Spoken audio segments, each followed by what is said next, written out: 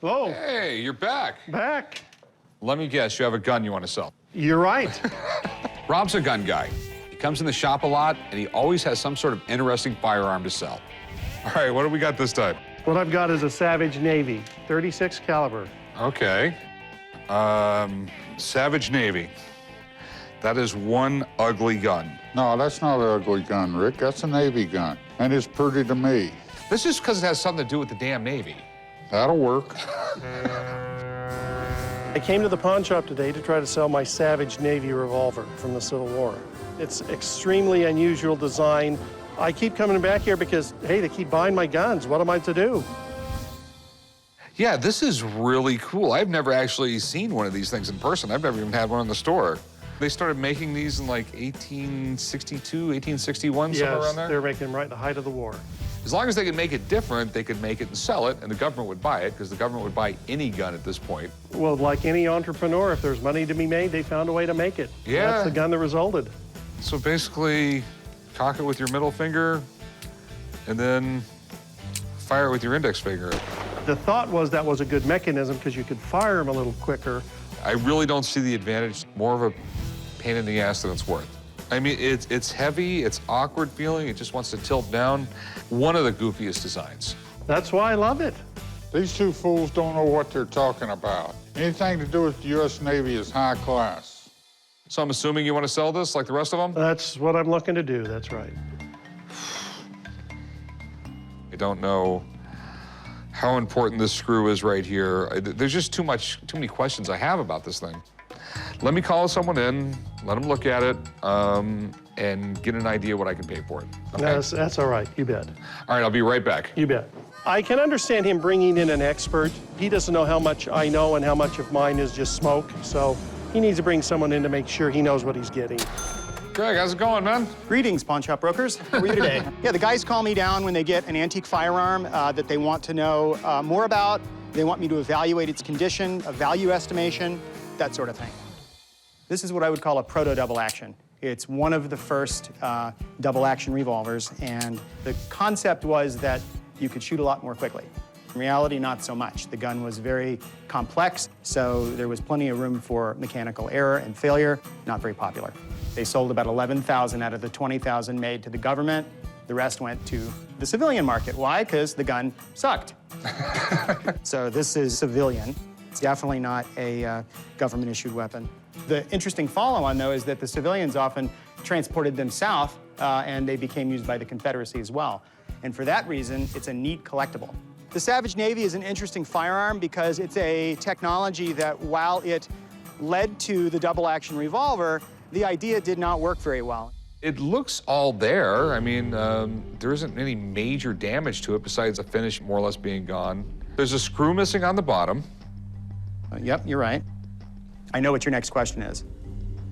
Yeah, how much is it worth? Yeah. You know, the good news is it's not restored in any way, shape, or form. You know, usually when you get a gun that's in this type of condition, someone will have made an attempt to restore it. You know, it's going to be a civilian model, and that's going to be the primary driving force behind its price. Of course, condition being the other driving force. So Okay.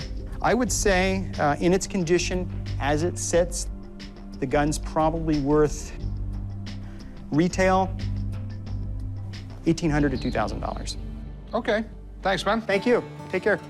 A bad idea means they don't make very many, and that's one of the ingredients for something being very collectible. If you've got a Civil War collection, you have to have one of these guns.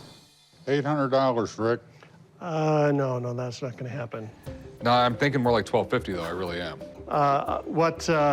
You know, I was hoping to get about $1,800 for the gun. Okay, Yeah, well, I think what that's we're fair. going to get out of it. I think you'll do a little better. They're really hard to find. I know they're a hard gun to find, but they sit around a long time. It's a weird gun, so $1,650, I'll go $1,300 bucks. $1,575, I'll go $1,300 bucks. $1,550. $1,300 bucks. I mean, I can't do $1,300. Sure you can. No, I can't. 14 and a half. That's really the best I can do. I'll go $1,350. 1,400 and I'll do that. And we'll shake hands and I'll walk away, and you know I'm going to come back with some more cool stuff. Yeah, I'll do $1,400. All right, I'll do $1,400. touchdown. Okay. You got to us again. Now that I got $1,400, I'm just going to find another gun and do it all over again. What is this box? Well, this is the Civil War sword that commemorates the Trent affair. The Trent affair, yes. Sent by Confederate President Jefferson Davis, James M. Mason, and John Slidell were taken prisoner off the British ship, the Trent. This is not used in battle, this kind of sword right here. Okay. And neither were either of the two envoys. No, they were politicians. Politicians never fight. John Slidell had the sword commissioned and gave it to James Mason. They were the two Confederate envoys that were arrested by the Union. I'm asking $15,000, and if we can meet somewhere around 12 to 13, I may sell it. God, this is pretty amazing. To James Mason, Lest we forget the Trent. The American Civil War was going to hit England a lot harder than you might think because they were not going to be able to get cotton. So they were sort of on the south side. And James Mason and John Slidell got passage on an English ship, the Trent, to go to Europe and get money, get arms, and put up cotton as collateral. You know, the North considered Slidell and Mason traitors. So, you know, basically an American frigate pulled up next to him and says, "We're boarding your ship and we're taking the guys." And that's when the storm happened.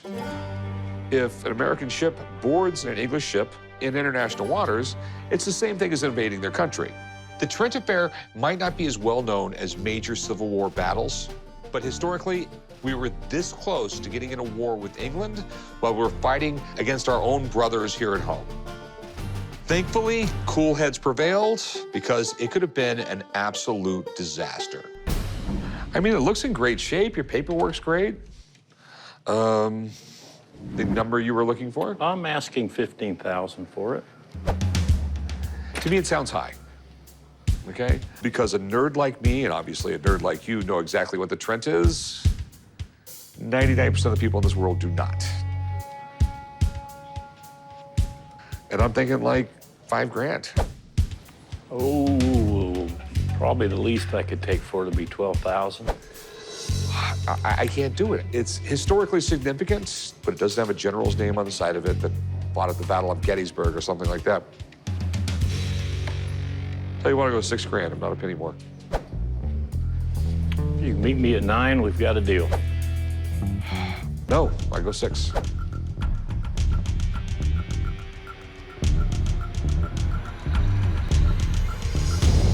I certainly appreciate your time. I'll just have to hang on to it. All right. Thank you very much. Change your mind, come on back. Thank you. When he offered me $5,000, I was tempted to pull the sword out and show him what it was really used for. I'm just not prepared to sell it at that price. What can I help you with? I have a watch here. Okay. Apparently it's an old watch. I hope so. Where did you get it? A garage sale. Really cool watch. Do you mind me asking what you paid for it? $20. I came into the pawn shop today to try to sell my antique pocket watch. I'd like to sell it because I don't collect pocket watches. If I get $500, if I get $800, I'll be happy. Anything works for me. Do you know much about it? I don't know anything about it. I just discovered it and it looked cool.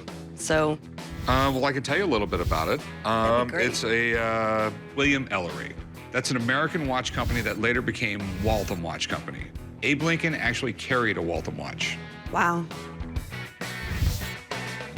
This is absolutely amazing back here. Earl Butler Hero saved my life at Cross Keys, Robert M. Scott. That's, Something good?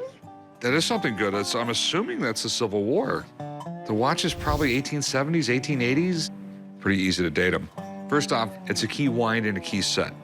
By the 1890s, they were almost all going to stem winds. That would make it right around the right time period.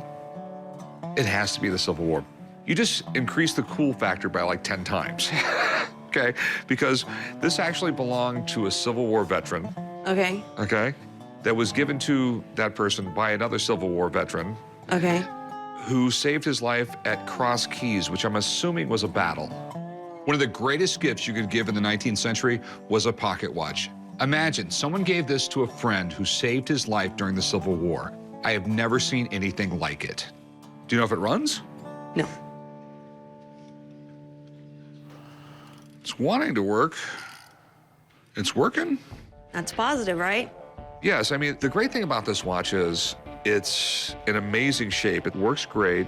The case is in amazing condition. We have a porcelain dial on it that doesn't have one crack. These things are notorious for cracking. There's a huge market for Civil War stuff, and a pocket watch in this condition with engraving on the back could be worth a fortune. Collectors would line up out the door to buy this thing. I mean, this has got me really fascinated right here, though. I'd really like to find out who these people are. These could be important people from the battle. Okay. I'd like to find out more about the battle. I have a buddy who knows just about everything there is to know about the Civil War. There's something special here. You might have a lot more money. Okay. All right? Great. I'll be right back. Thanks. Since he's calling in the expert, that must mean something good. I hope so, anyway. How you doing? Mark, how's it going? Doing all right. The guys normally call me down here when they've got an historical artifact. I have this watch here, and the engraving says that it's from the Battle of Cross Keys. The Battle of Cross Keys was an interesting one. This was early on in the Civil War, and this was Stonewall Jackson, one of the best-known generals on the southern side, and Cross Keys was one of the battles with Union forces, and the Confederates had about 5,800 men in this battle. The Union side had over 11,000 men in this battle, and the Union lost. Were you able to find out anything about those names or anything like that? Well, there are a number of Robert M. Scotts out there. There are a number of Earl Butlers out there. They don't show up in the historic record individually that I could find. I mean, the watch is really cool. I mean, it seems like it's from the right time period and everything like that. Do you think it's legit? Okay, do you mind if I take a closer look at it? Please. Okay. Oh, yeah. The time period would be probably the late 1880s, so the name on it and the serial number both fit. That's all good. And if you were going to fake a piece like this, you would pick a battle that everybody's heard of. You know, it'd be, thanks for saving my life at Gettysburg or something. Yeah. And that the engraving is all hand done. In looking at it, I think that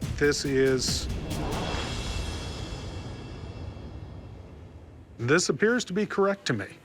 I think it's a very nice memorial from the Civil War. You know, this is somebody in post-war years and said, I want to say thank you. Hopefully that helps. Thanks, man. Not a problem. Thank you very much. What do you want for it? 2,000. I mean, the two people on there are really not known. So, $700. But the battle's known. 1,800. If it didn't have that engraving on it, is literally worth $400 or $500. Let me give you $1,000 for it. Come on, you're gonna make a profit either way. How about 15? I just don't know what I'm gonna get out of it. I'll go 1,300, not a dime more. 13 will work. Okay, 1,300. All right. I'll meet you right up front over there. All right, thanks. Bought it for $20, and I'm walking out with $1,300. I'm ecstatic. I couldn't be happier. Hey, Rick. Hey, Bob, how's it going? Good, how you doing? What do you got this time? Civil War Cavalry Saber. Just like in many businesses, I got repeat customers. And Bob has been selling me Civil War antiques for years. Yeah, it looks like it still has blood on the end of it. Isn't that cool? I'm here today at the pawn shop to try and sell my authentic Civil War Cavalry Saber. I'm hoping to sell this thing today for anywhere $1,500, maybe $2,000. God, it's incredible shape. Almost too good. I mean, if it was actually used in the Civil War, they would have put an edge on it, and an edge has never been put on this. Really odd that it's not sharpened up. Well, this is the real deal. My biggest concern with any antique that looks too good to be true is generally it is too good to be true. How much were you looking to get out of it? Well, I've done a little bit of research on it, and in this kind of condition, they go for $1,500 to $2,000. That's retail, so if you go open up a store, that's what you can probably get out of it. Yeah. It's a pretty valuable sword, I believe.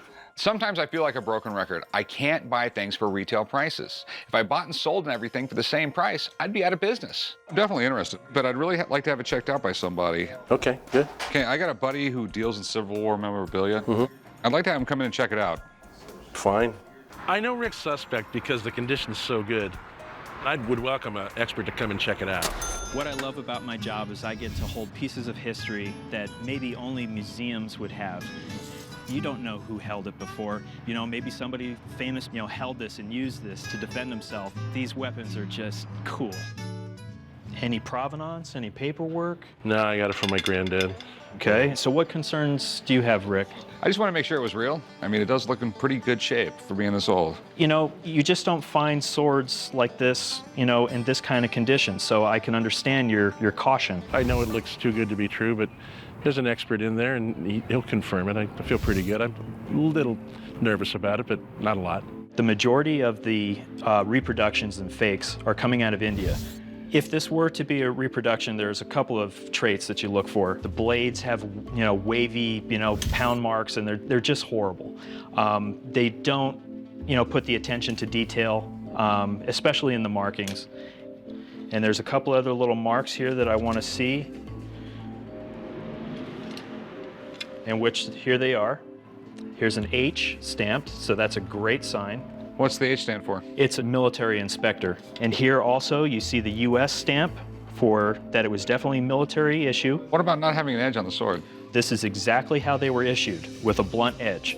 It was really more of a personal preference if you wanted to have a sharpened edge, because on a horse, these swords were held off to the side. And if at a full gallop charge, if you can imagine just clipping people, it would really inflict some damage. Just from the little contact marks that I can see on the edge, that this was actually used. The markings are absolutely genuine. They're exactly what you want to see. So this was definitely a sword that was used in the Civil War. Sean sure knows a lot about this sword. I'm really happy that Rick brought him in. So Sean, what do you think this is worth? In an auction setting, I would say anywhere from $2,000 to $4,000. Great. All right, Sean, thanks for coming in. Absolutely, Rick. Anytime. Am I happy this sword is real? Yes. My only concern now is, how much is it going to cost me? You like it, don't you? I like it. How about $3,000? How about no? We know it's worth up to $4,000 at a good auction. Well, that's just it. He said $2,000 to $4,000 in auction, which means between $2,000 and $4,000, okay? Which is a crapshoot of what you get. I follow. Okay? They'll probably charge you a catalog fee. They'll charge you a 25% auction fee, and the auction won't be for like another 6 to 8 months. So right around a year, you'll get paid. And if it sells for $2,000 after all your fees and everything, you'll get like $1,300. Well, then why don't we call it $1,500 and everybody's happy? I'd give you like $1,000 for it. And I think it's a fair price. All right, let's do the deal. Okay, thanks. Right, good. I'm actually pretty happy. I've got $1,000 in my pocket instead of an old sword in the closet at home. Let's go do the paperwork. Okay. I'm pretty happy right now. I got the sword I wanted and at the price I wanted. And that just doesn't happen every day. Oh, not you again. This lady always brings in some gnarly stuff. Last time, she sold an old tooth extractor that gave Corey nightmares for weeks.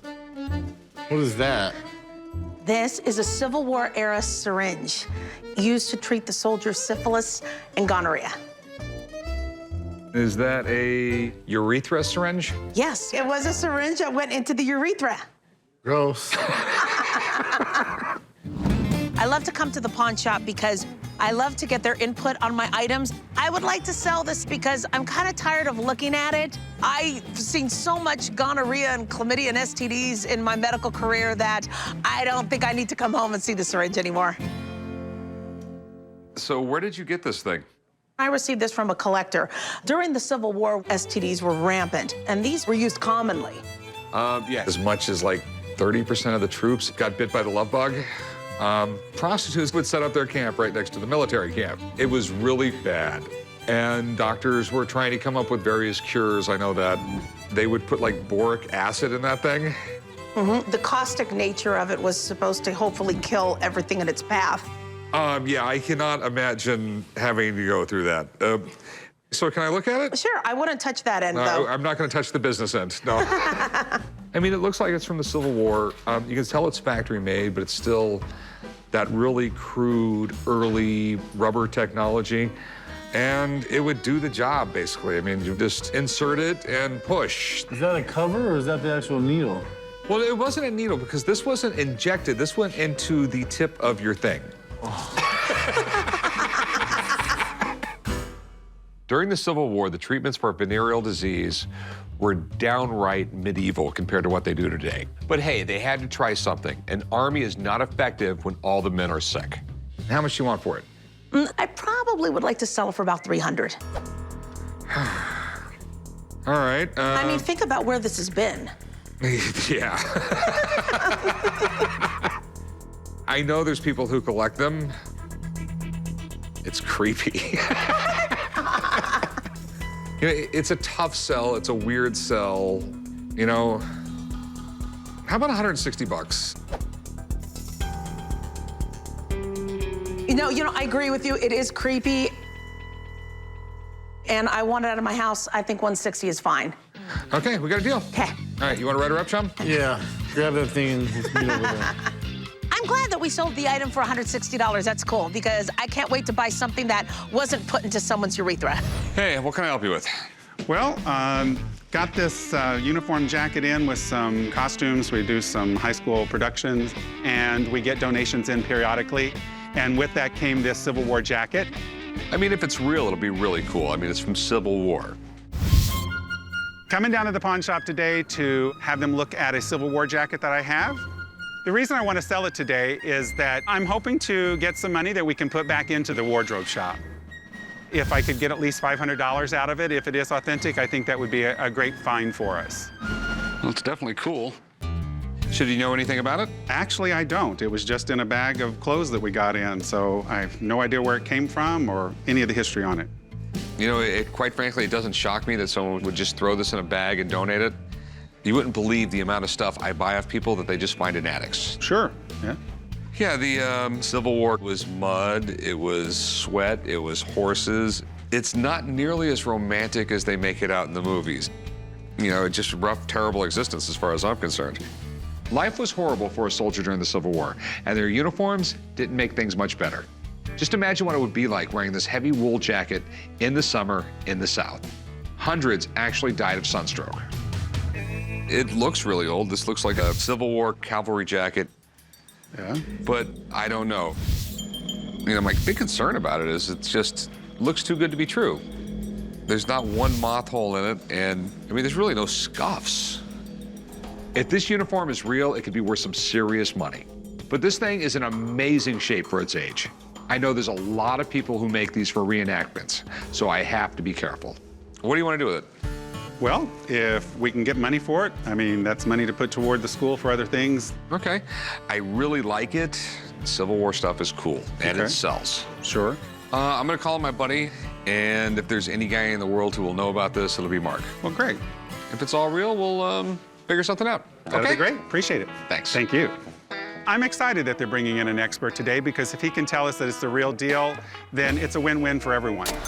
Oh, I hate to tell you how many times I've seen things that have gone into costume collections that really shouldn't have. Rick, what are your concerns on it? I mean, it just looks too good to be true, and generally when I see that, that's generally the case. Yeah, and you're right to think that way. Anytime you have a Civil War uniform, anything like that, and it's in perfect shape, yes, you do want to question it.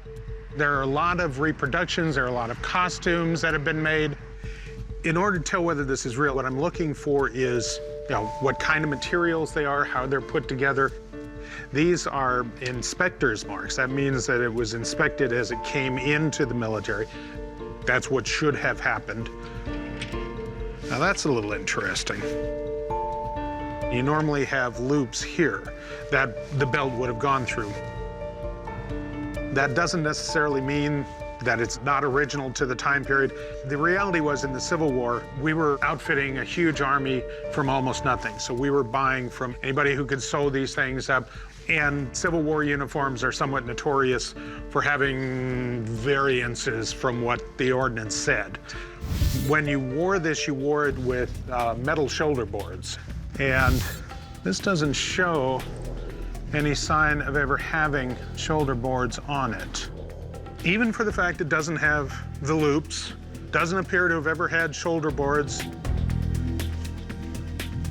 I think it's real.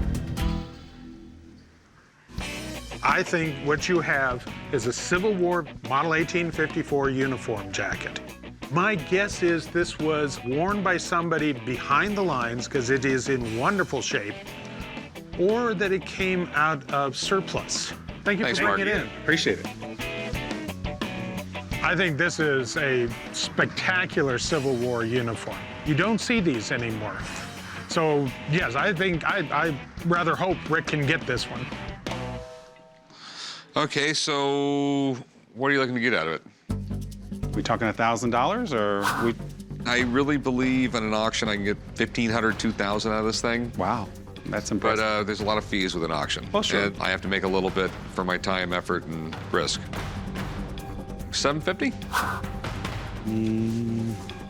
Go $850?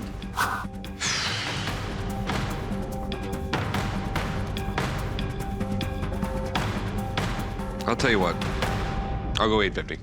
Great. Okay? Thank you. All right, let's go do some paperwork. All right.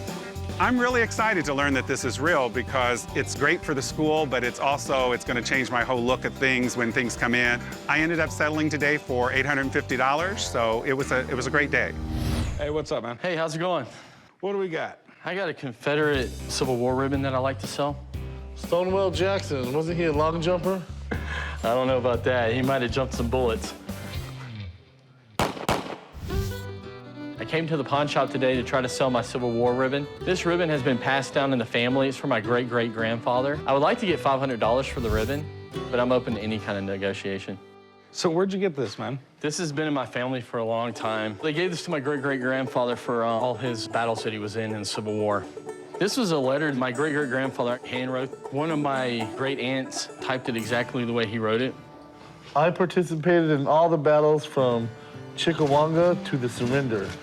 Battle 78 in all. I returned home the 16th day of May, 1865. That's pretty cool. Did he ever get wounded? I think he got shot 4 times. Oh, that's pretty gnarly getting shot back in the day. The fact that this guy's fought in so many battles, even after being shot 4 times, says a lot about him as a person. But it also just shows how passionate people were about this war. Ribbon says, in memory of Stonewall Jackson Camp number 91, Atlanta, Texas. I mean, he was pretty much General Lee's like ace in the hole guy. A lot of people will tell you that if Stonewall Jackson didn't get killed, the South probably would have won. He was just such a great general, and guys would follow him anywhere. So what do you want to do with it? This is just something that we would like to sell. Any idea what you want for it, or? I'd like to get around $700. To be honest with you, I don't have no idea what it's worth, and I really don't know how rare it is. Do you mind if I give a friend of mine a call? When it comes to historical items like this, he can kind of explain to me a little bit better what it is. That sounds wonderful. All right, I'll go give him a call. Okay. There's definitely a healthy market for Confederate Civil War stuff, but something actually related to Stonewall Jackson could be huge. So, received orders to report to Richmond, Virginia, formed in brigade service with General Bartz as commander, was killed in the Battle of Manassas. I'm guessing that's the Battle of Manassas. On the Union side, we called it Bull Run. The interesting thing, when you look at battles in the Civil War, the Union named battles after either a creek or a river or a mountain that was close by. The South named battles after the closest town. Oh. So that's why you get differing names. If you go through this, it does talk about a man who was in Confederate service, somebody that was maybe 18 or 20 when he enlisted. The fact that he was wounded 4 times and survived, that's pretty amazing. Because when you think about the kinds of weapons we were using during the Civil War, you were using very large, often 58 caliber soft lead slugs. You had to be tough to survive being in the hospital in the Civil War. So what are your concerns about it?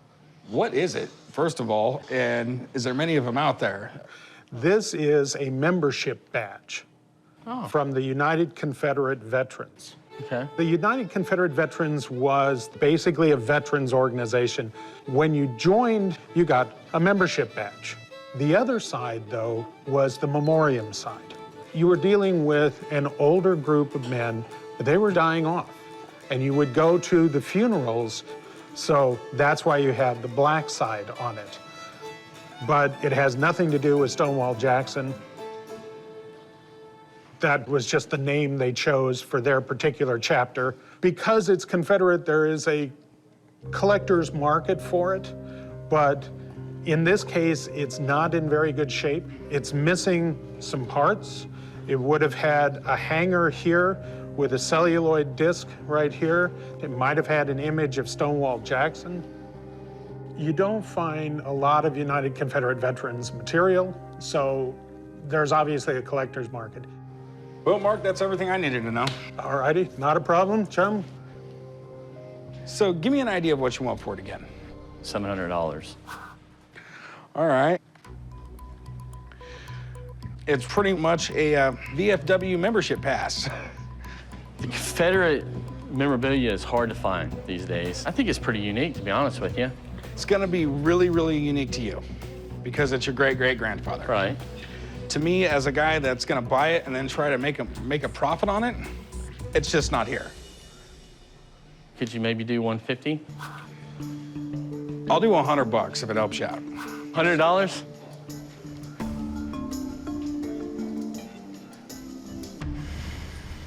You got a deal. All right, deal. John, we'll write you up. This ribbon's very important to our family, but we have a lot of other items.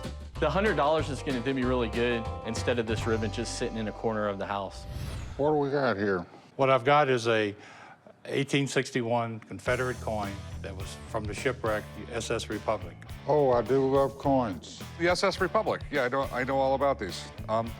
It's really cool because he was actually a cabin boy on the ship. Oh, was he? What's up with all the old jokes, Rick? You're old.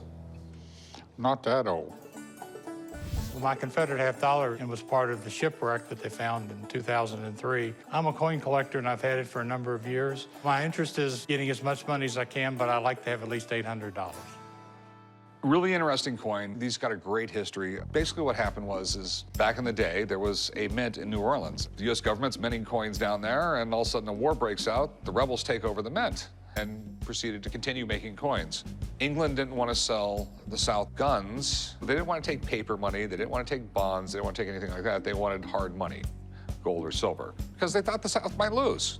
So that's why they needed these coins. When the Civil War was finally over, the Union shipped all the coins made at the New Orleans Mint up to New York so they could be inventoried. And when the South needed money for reconstruction efforts, they sent the coins back down to New Orleans on the USS Republic.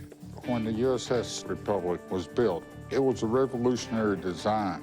Yeah, this was literally one of the most high-tech ships in the world. It was just sort of a coincidence that these Confederate coins were going back down to New Orleans. They got caught up in a hurricane. The ship just got so beat up, there was no saving it, and it went down. But I believe they discovered it in 2003, started bringing the items up in 2005. When they brought them up, they all had damage, and this thing was in salt water for a long time, and there's some corrosion on the coin. Well, and I agree with you, but to me, that's what gives it prominence, is the fact that it has that salt-water interaction effect, so you know for sure that it was buried at sea. How much do you want for it? Well, I've seen them go on the internet, anywhere from $1,500 to $2,500. Okay. That they go for. Do you mind me asking what you paid for it? I paid right at $600. So you got to ask yourself, someone sold it to you for $600, why didn't they sell it on the internet for $2,000? I've seen these go for like $400 or $500. The problem is there was 57,000 of them, I believe, recovered. I can pay you $400 for the coin. That's what it's worth. How about $425? No, 400 is my best offer. And the reason I'm going that high is they sell quick. Well, you really hurt me. You know, my wife spends more than that at the casino. But you've got a deal. All right, walk right over here and I'll write you up. I'm okay with only making $100 off this coin. All I have to do is put it out in the showcase and my work is done. What we got here? This is an old Civil War pistol, a Clark and Sherrard. Clark and Sherrard. That is, Yes. It might be the rarest Civil War gun there is. You just walked in here with Jimmy Hoffa. I got the revolver at an estate sale in Houston, Texas. I believe, from what I have seen in my over 50 years of gun collecting, that it is an old Clark Sherrard cap and ball revolver. I'll be happy with $40,000. I know these folks have got to make a living, and I got a good price on it at the auction. You know how rare these are. There's like just a handful of these in the world. Absolutely. There's one at the Gettysburg Museum, but it exploded during the battle. Well, the story is that the state of Texas gave Clark and Sherrard thousands of dollars to start making their version of a Colt Dragoon.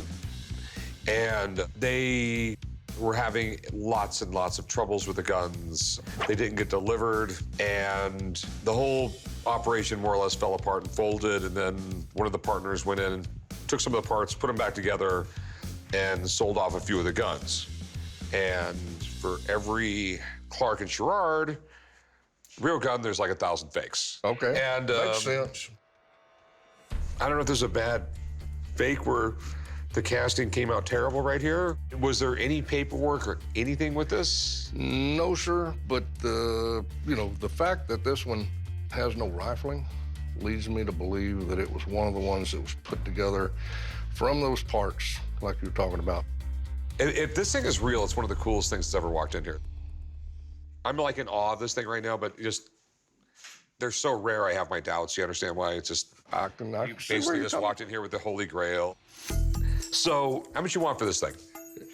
There's been several of them. There's ones that sold at a big auction house, and it went for like 60, 70,000, something like that. And I'd be happy with 40,000.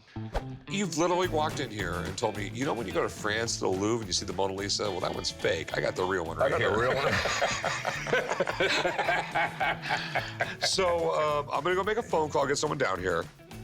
I'm not even beginning to figure out if this thing's real or fake. I just don't know enough about it. So let me call a friend who will know something about it, okay? Okay. All right, I'll be right back. I've had a few gun shops look at it. Everybody thinks it's real. I think it's real. This thing is sort of like a time machine. They don't exist. I'm hoping that the expert is going to finally be able to clear it up and authenticate the piece. Like I told you, the Mona Lisa, the one in France, is fake. These are so rare, saying it's like the Mona Lisa is not an understatement. I've never seen one outside a museum, so I've never actually touched one. Can I touch it? Absolutely. Wow. There's 11 known to exist. 4 have this etching, this design. The last one came to market that was etched, and it was almost $80,000. Okay. The serial numbers of the etched ones were in the hundreds and 200 range. This is in the range of the known etched guns, which is really good. The problem is, from the ones that I know that exist and the ones I've been able to research, the serial number font does not match this. It doesn't mean that the gun is fake. It does mean that the serial numbers are. Thanks, man. Yeah. Thank you very much, sir. Thank you very much. Very knowledgeable. It could be legitimate, but the serial numbers have been tampered with. And once that happens, you're not going to spend $80,000. Most collectors won't spend anything because they're too afraid to lose their investment. I love stuff like this. I love crazy, weird history. But we're 99% sure someone's tampered with that serial number. It's going to be too difficult for me to sell. I mean, when someone walks in my shop, I give a guarantee on every single thing I sell, and I can't do it on this. Good luck, dude. That's all I can tell you. So what do we got here? Got this sword I want to sell you. All right. And there's a mark on it that might be Tiffany's. Tiffany's, Yeah. okay. It's not as good a shape as it was new. I guarantee you Tiffany never put anything this ugly out new. When I first saw the sword, I thought it was so cool, and I was quite surprised when somebody pointed me out the maker's mark on it. Fingers crossed that it'll bring in a lot of money, and that it is actually a Tiffany sword. All right, where'd you get it? I got it in Walla Walla, Washington, in a little antique shop. I'm a commercial photographer, so I used it as a prop and forgot about it for 10 years. Okay. It looks like a cavalry sword we used during the Civil War. You can always tell by the handle and the shape, and it's got all the normal wear you would expect on it. You have no amateur restorations here, but I mean, it's got a good, patina to it. It looks nice. It's just the Tiffany thing is really, really throwing me off. I mean, I've seen hundreds, if not thousands, of Civil War era cavalry swords, and none of them said Tiffany on it. I didn't know they were a sword maker. Yeah, I mean, they'll make pretty much anything, but if they did, they were generally presentation pieces, made of silver, very, very ornate, very beautiful swords that you would never want to take into battle. They're probably one of the most counterfeited jewelry companies in the world. That's because most of their stuff is so nice. Hell, even the Super Bowl trophy is made by Tiffany. It's not out of the question that a jewelry company would be asked to help aid in war efforts. So if this sword is made by Tiffany, it's got to be worth a pretty penny. I'm just not sure how many. What are you looking to get out of it, my man? A $500 check, that's what I'd like. That doesn't seem out of the ballpark if it's made by Tiffany. I just don't know. I'd never seen one like it. I'll tell you what, man, I got a sword guy that works for me. Let me see what he knows about this stuff, and I'll grab him for you, all right? All right. Why don't you hang out and take a look around, and he should be here in a few minutes. Okay, fantastic. No, it's a cavalry sword. It looks like Civil War era, but never seen Tiffany make one. Tiffany? Yeah. For the fancy army. Nothing but the best. This is a model 1840 heavy cavalry sword, what's called the wrist breaker. Why is it called a wrist breaker? The predecessor swords would bend and flex, and the soldiers said they were good for cutting nothing but butter. So when they designed the model 1840, they put a lot of extra steel on the backside. It made the sword a lot heavier. And you're using that to just lop heads off or whatever you're doing. Lop heads, slash, poke sometimes, but as you're hacking and slashing through with all your arm's momentum and the horse's momentum, sometimes it'd snap your wrist, giving it the nickname ye old wrist breaker. Sounds like a design flaw. It was loved and hated, but a lot of people don't realize that Tiffany did make swords for the Civil War. The presentation sword, which you would expect from Tiffany, that were all real pretty, and you really didn't want to wear them into battle. But they wanted officers to have really good functioning swords too, so they outsourced the blades from a really high-end German company. It's PDL right here. It's Paul D. Lundschloss. Okay. And they made functional swords for the officers. I can tell you right now, stamping Tiffany & Co. in something isn't that hard to do. So, question is it definitely Tiffany? Absolutely. Well, the Tiffany mark's almost gone on this side.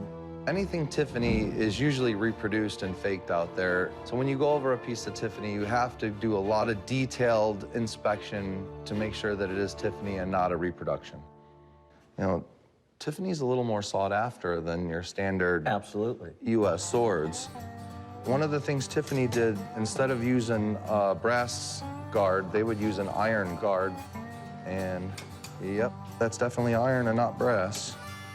And then the PDL mark, they did have a die that was broken, and a lot of them do look like a lowercase r instead of a big P. So is it real, man? Yeah, it's real. Yes. All right, that's why I hired you. If someone sells it in this shop, it's gonna be you. What do you think you can get out of it? This one, you know, it does have some issues here with the leather strap missing. It's actually coming off in my hands. And that would make it a little bit more valuable, but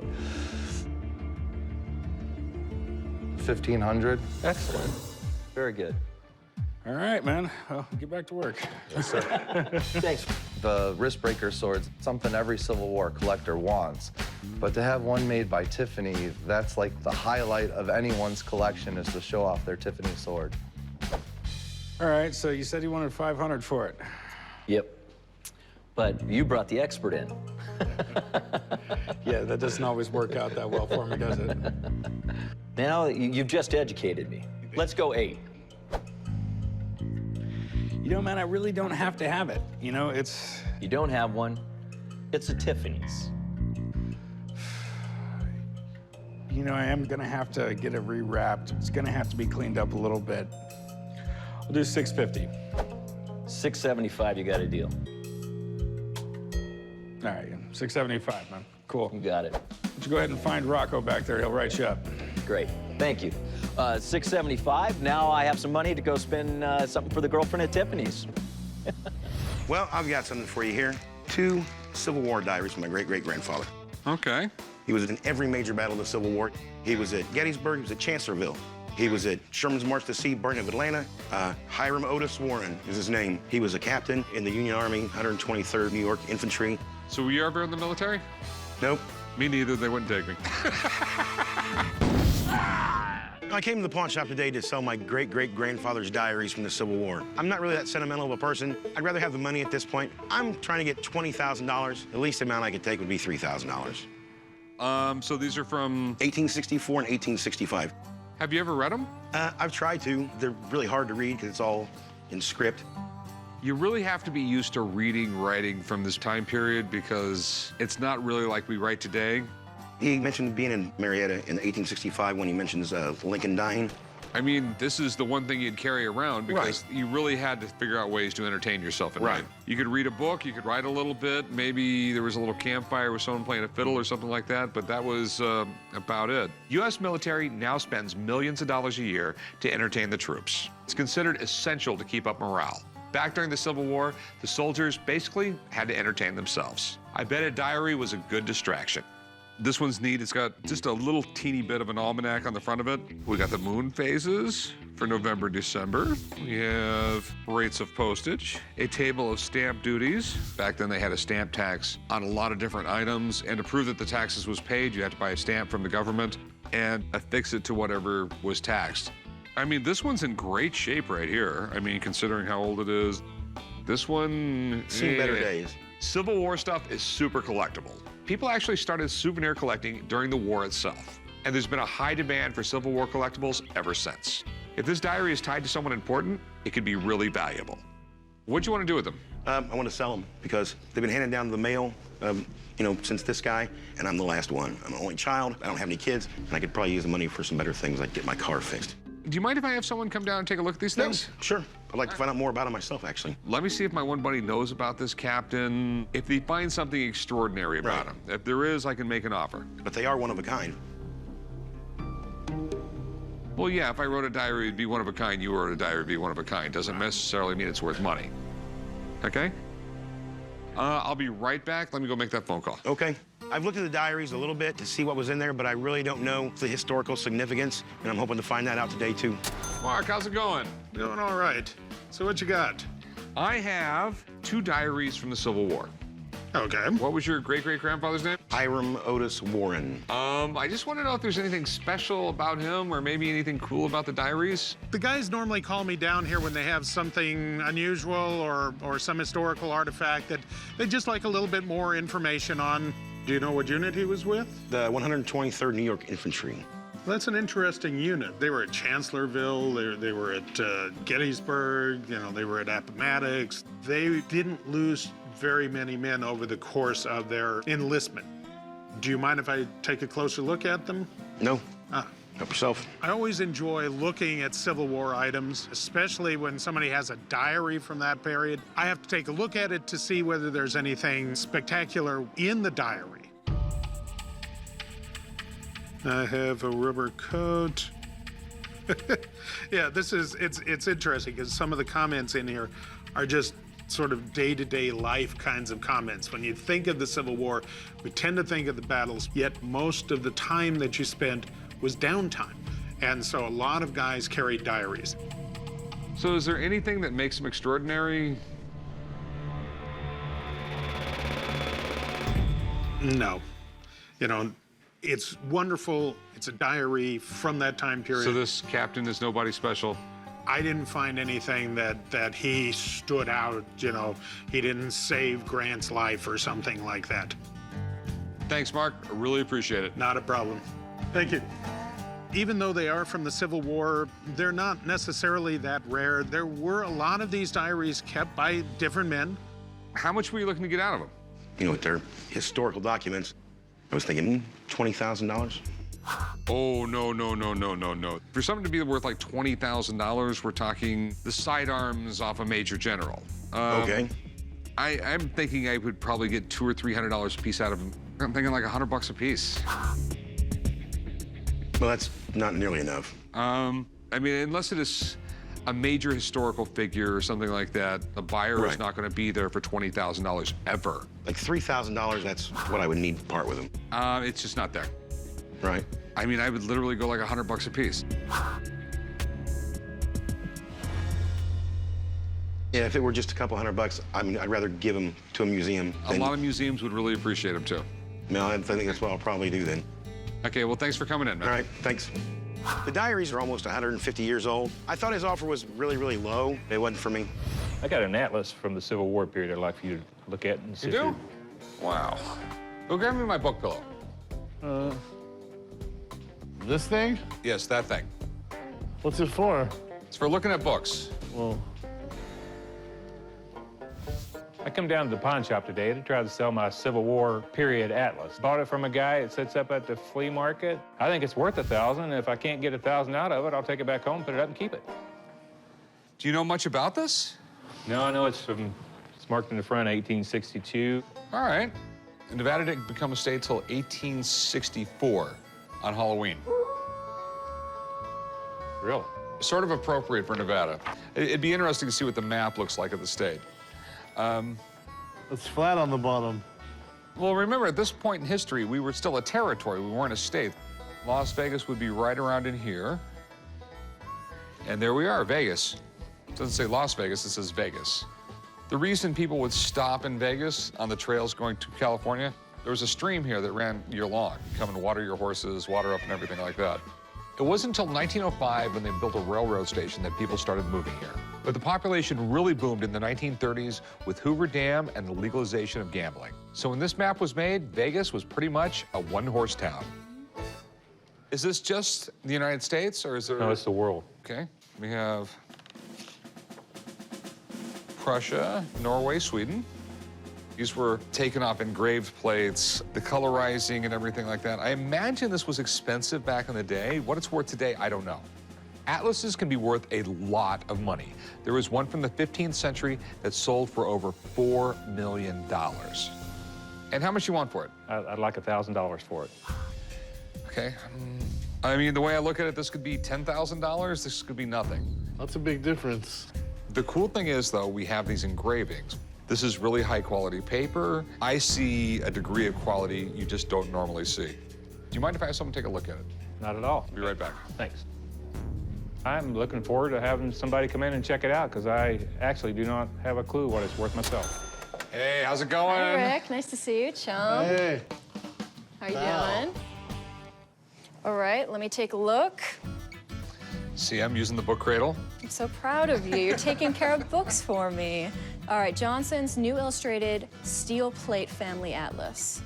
Compiled, drawn, and engraved under the supervision of Colton. Colton was the huge name for atlases in the Civil War period. Something that's created by Colton can be worth thousands of dollars. We're talking even $15,000 or more. But the thing is, it can only be worth, a little bit or nothing at all. Okay. It depends on the details that we find within the atlas. This atlas was published during the Civil War.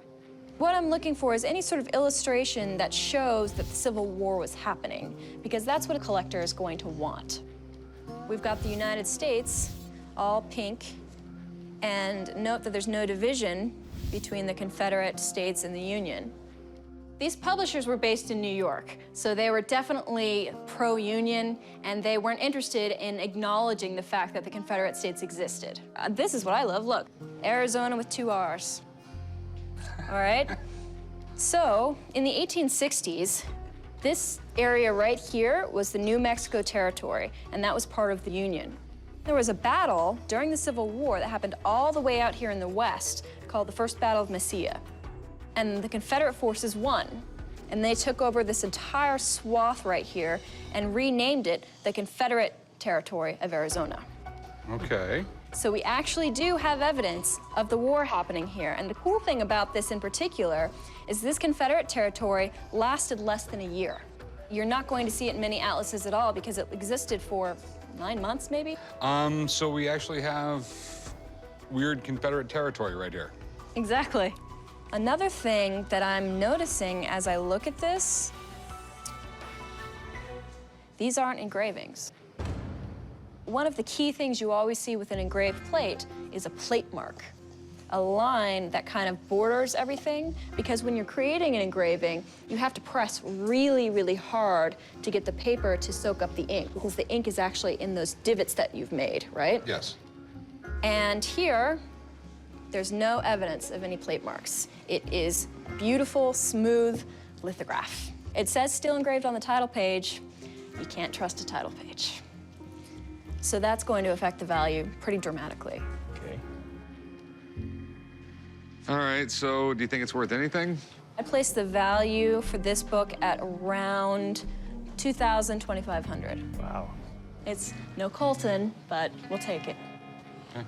Thanks, Rebecca. I really appreciate it. No problem, chum. All right, see you Good next to time. see you. Bye. Take care. When Rebecca started pointing out those short-lived Confederate territories, I thought we were going to be close to that $15,000 mark. But this thing is still pretty cool, and I think there's something we could do with it. All right, so, what's your best price? I'd still like to get 1,000 out of it. Deal. Thanks.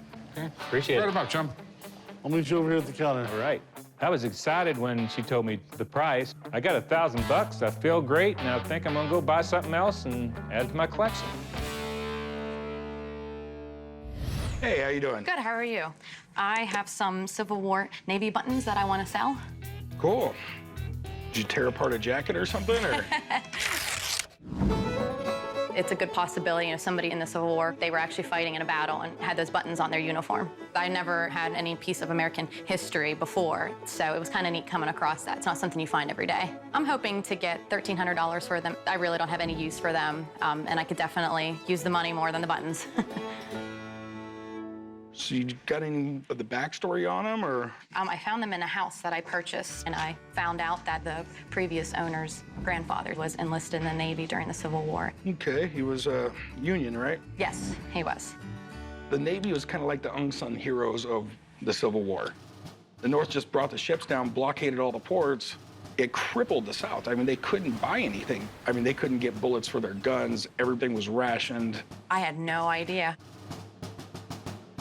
During the Civil War, the South had to get a lot of their supplies from Europe because they didn't have anywhere near the manufacturing that the North had.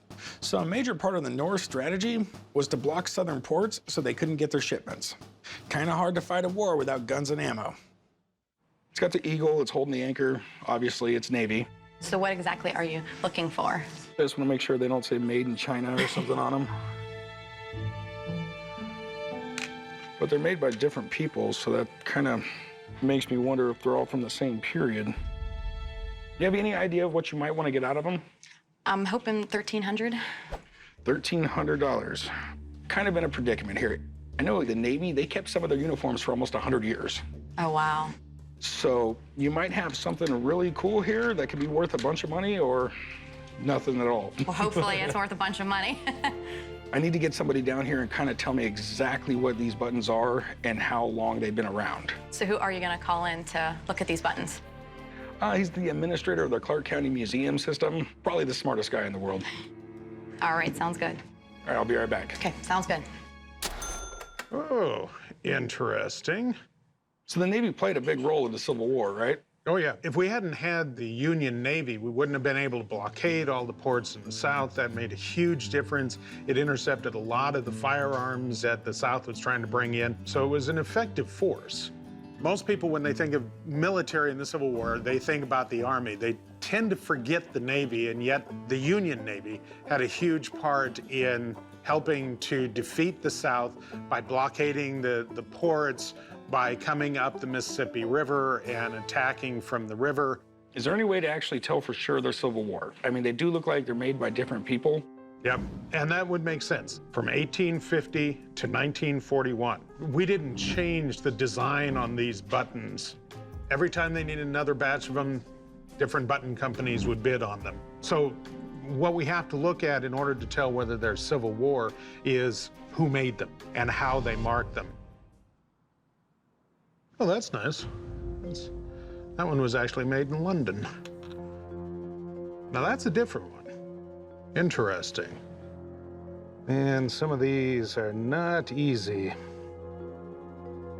Of what I'm seeing of the back stamps, given who did them, you know, Scoville and Horstman and Sons and some of these companies, these are all major manufacturers. I think these are Civil War buttons. Oh, wow. This is, they date right. They're either 1850s or early 1860s. They're not real common, and the nice thing about this group is that there are a number of different manufacturers. And Button collectors tend to want a button from everybody who put out that button. So it's a nice find. It's good to know. All righty. Gave me everything I needed, buddy. It was interesting to see these buttons. You know, these came off a uniform. Somebody wore these during the battles. They're a tangible tie to that time period. You told me earlier 1,300. I'm sure there's probably like a grading system for these. Pristine ones like this one, I would say is in really good shape. Compared to this one, not so much. That being said, I'll start off around 200 bucks. I've seen these types of buttons sell for thousands, and I've seen buttons sell for pennies. It's really a crapshoot depending on the buyer, so I gotta be cautious with my offer. How about 1,000? Some had different values online than other ones. I think I can probably make some decent money off them. It's gonna take me a long time to do it. I'll go up to 400. I'm not paying any more though. I'm really not. 600 and you have a deal. I'll pay you 5. That's it. All right, you got a deal. Deal? All right, cool. You gonna pack these up and meet me over there? All right. I actually was expecting to be offered a lot less, so $500 is definitely a good payoff. It was worth a little bit of digging. How's it going? Yeah, what can I help you with? Yeah, I got a Civil War dog tag. Okay, so it's an identification tag for a soldier. So the War of 1861, that's the Civil War. Generally, the wars get named afterwards. This was just starting off, and it didn't have a name yet. I collect and I sell Civil War memorabilia, and I came across a 1861 Civil War dog tag. I checked some recent prices of these, and I'm asking $1,100 for the dog tag. This is pretty cool. Where'd you get this thing? Small antique show in New Hampshire. Strangely, it's marked War of 1861. Okay. You know, the Civil War soldiers, sometimes they would camp out for months on end in just one location. There was traveling salesmen all following these camps, selling everything from guns to pots and pans, and that's how they made their money during the war. And this is one of those things. Yeah. Originally, ID tags weren't issued by the government, but soldiers could purchase them on their own. It was a really early version of a dog tag. This could have been sold any time during the war. Probably during 1861, I would assume, just because I've seen some that said 1861, 2, and 3, which was interesting. And the mystery of it, was it uncirculated, not issued, or did a soldier buy it and, you know, never got it stamped? Yeah, I'm assuming it wasn't stamped. It might have been surplus or something like that. There's no name on it or anything like that. Mm-hmm. How much do you want for it? I'm asking $1,100. Do you mind if I have someone look at it? I just want to make sure it's real. Just about everything from the Civil War has been remanufactured, and literally they make a copy of everything. So that I want to get checked out. I also want to see if there's anything special about it. I'm glad an expert is going to check out the item because I want to make sure it is real. Civil War dog tag, or whatever they called it back then. Alrighty. Do you mind if I take a closer look? By all means. Oh, okay. Nice. The War of 1861, that's the Civil War. Of course, at that time, we didn't have any ID for the troops on either side. And if you died on the battlefield, your body might be found and we might not know who you were. So something like this, even though it was privately issued, the idea was, well, maybe somebody would know who you were when your body was found. Okay. You bought these from sutlers. The sutlers were basically the private storekeepers. They would set up shop on the edge of wherever the troops were camped. If you wanted one of these, you could buy it from a sutler. He would then stamp your name in it, and you could put it on your clothes. You could sew it into your clothes. You could wear it on a strap around your neck if you wanted to. The idea was to have it somewhere where it wouldn't get lost. Okay. So, Rick, what are your concerns on it? Okay, is it real? Because I know they reproduce everything for Civil War reenactment. They do, yeah. But this one, this is a Civil War era piece. Okay. Is it one of the common ones or one of the rare ones? This is one of the well-known designs, so yes, there are a number of these out there. Normally, they are named on the back, but not all of them. There were a number of these that weren't actually sold, and they just ended up being surplus. But this one, yes, this is a Civil War era piece. The ones that people really like are the ones that are named. Okay. Thanks, man. Appreciate it. Not a problem. Very good to meet you. Good to meet you. Thank you. Okay, so you want 1,100 bucks for it? Yeah. Okay. I couldn't come near to that. If it has a name on it, you're getting close to that number, but it doesn't. Okay. It's one of the common ones. I mean, I'd literally give you like 100 bucks for it. Wow. Yeah, I can't do that, but you know, I do appreciate you looking at it. All right. Well, thanks, man. If you change your mind, come on back. All right. Unfortunately, we weren't able to make a deal today. I thought 100 bucks was way too low. I mean, I look at a lot of stuff at a lot of antique shows, and I've never seen this item.